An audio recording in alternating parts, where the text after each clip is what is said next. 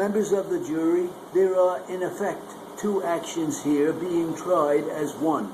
The claim of both plaintiffs is that on the 13th day of November 1993, while the plaintiff was lawfully upon the premises in question, which were owned, operated, and controlled by the defendant, and while the plaintiff was in a careful manner descending the stairs in that building without any negligence on her part, and solely by reason of negligence on the part of the defendant, that the plaintiff sustained certain injuries, and for the injuries which she suffered, she is seeking damages, and her husband is also seeking damages for medical expenses, loss of services, and the companionship of his wife. The defendant denies these claims on the part of the plaintiffs, that is, denies the plaintiff's claim as to the manner in which the accident happened, and disputes the plaintiff's claim of injuries and the other items which the plaintiffs claim as damages. Upon these claims of the plaintiffs and the denials of the defendant, testimony has been offered in this case.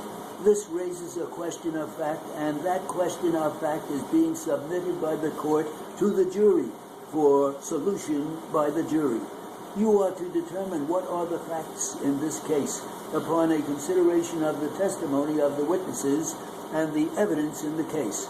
You alone are the judges of the credibility and weight to be given to the testimony of each of the witnesses.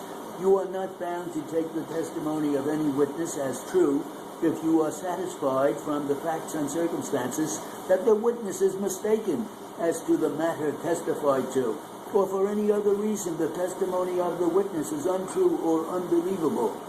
You are to give consideration also to any interest a witness has, either in the outcome of the litigation, as have both plaintiffs in this case, or any other interest a witness has as the same has been proved in the testimony in this case. The fact that a witness is interested or has some reason other than a desire to see justice done does not, of itself, make the witness's testimony untrue or unbelievable, any more so than the fact that a witness is disinterested of itself make the witness's testimony wholly true or believable. Interest is to be considered by the jury in concluding how much weight and credit the jury will attach to the testimony of each of the witnesses. If you conclude from the evidence that any witness has sworn falsely as to any matter material to the issues, you may disregard such witness's entire testimony. However, if the testimony of the witness or any part thereof is corroborated by facts and circumstances proved on the trial, you must consider this and give to the testimony that weight and belief to which you feel it is thereby entitled. But if you are still feeling that it is unworthy of belief, you may entirely disregard it.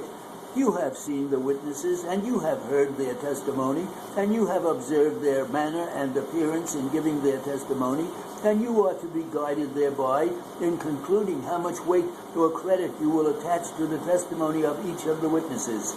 You must consider all the evidence and testimony and all the facts and circumstances as they have been developed during the trial, and give to the several parts such weight and credit as they are entitled in your opinion. All the evidence and testimony recollected by the jury must be considered by the jury in arriving at a verdict.